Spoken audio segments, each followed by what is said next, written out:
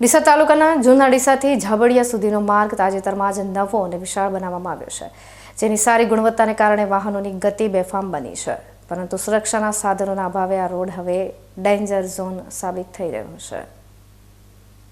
ડીસા તાલુકાના ગ્રામીણ વિસ્તારમાં પરિવહન સુવિધા વધારવા માટે જૂના ડીસાથી ઝાબડિયા સુધીના માર્ગનું નવનિર્માણ કરવામાં આવ્યું છે. રોડની સપાટી અત્યંત લીસી અને ગુણવત્તાયુક્ત હોવાથી વાહન ચાલકો હવે અહીં પૂરપાટ ઝડપે વાહનો હંકારી રહ્યા છે.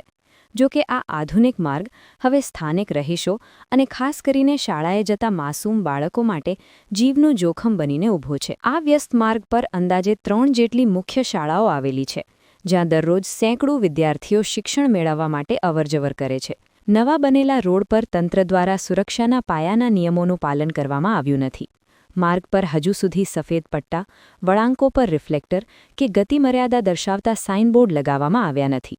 રાત્રિના સમયે રિફ્લેક્ટરના અભાવે વાહન ચાલકોને વળાંકનો અંદાજ આવતો નથી, જે ગંભીર અકસ્માતને નિમંત્રણ આપી રહ્યો છે. સ્થાનિકોનો સૌથી મોટો આક્ષેપ એ છે કે આ માર્ગ પર રેતી ભરેલા ઓવરલોડ ટર્બો અને ભારે ટ્રકોની અવરજવર 24 કલાક ચાલુ રહે છે.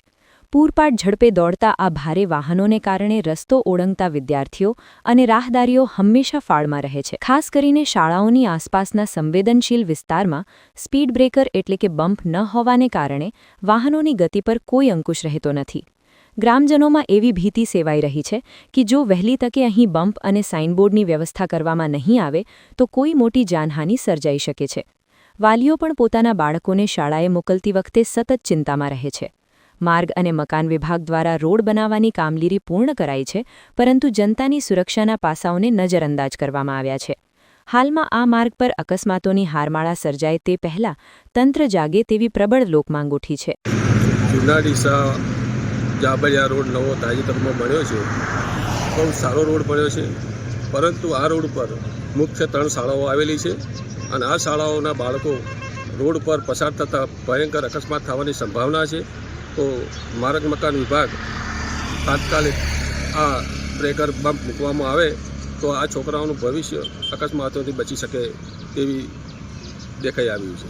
તો તાત્કાલિક આ તંત્ર આ વિસ્તારને કોઈ પટ્ટા, રિફ્લેક્ટર કે કોઈ સાઇન બોર્ડ મારવામાં આવ્યા નથી, તો તંત્ર તાત્કાલિક આ વિસ્તારને જે સુવિધાઓ રોડ પર મૂકવાની છે એ સુવિધાઓ તાત્કાલિક મૂકવામાં આવે એવી સ્થાનિક તરીકે મારી માંગ છે. જૂના ડીસાથી ઝાબડિયાનો જે રોડ બનાવે છે માર્ગ અને મકાન વિભાગે, તે સુંદર અને સરસ કામ કરેલું છે માર્ગ અને મકાન વિભાગે. પણ સાથે સાથે સારો રોડ હોવાના કારણે સાધનો બહુ પૂર ઝડપી ચાલે છે અને એ એક્સિડન્ટ ઝોનમાં આવે છે. અને અહીંયા 6 થી 7 શાળાઓ આવેલી છે. વાસણાથી જૂના ડીસા વચ્ચે 5 શાળાઓ આવેલી છે અને 5 શાળાઓ રોડ ટચ આવેલી છે. એટલે મારી માર્ગ અને મકાન વિભાગને એક નમ્ર અરજ છે કે સત્વરે ત્યાં રિફ્લેક્ટર લગાવે અને બમ્પ મુકાવે એવી મારી માર્ગ અને મકાન વિભાગ જોડે માગણી છે. આ જૂના ડીસા ઝાબડિયા માર્ગ પર સુવિધાની સાથે સુરક્ષાનો સમન્વય થવો અનિવાર્ય છે. હવે જોવાનું એ રહે છે કે માર્ગ અને મકાન વિભાગ કોઈ મોટી હોનારતની રાહ જુએ છે કે પછી જનતાની રજૂઆતને ધ્યાને લઈ સત્વરે પગલાં ભરે છે.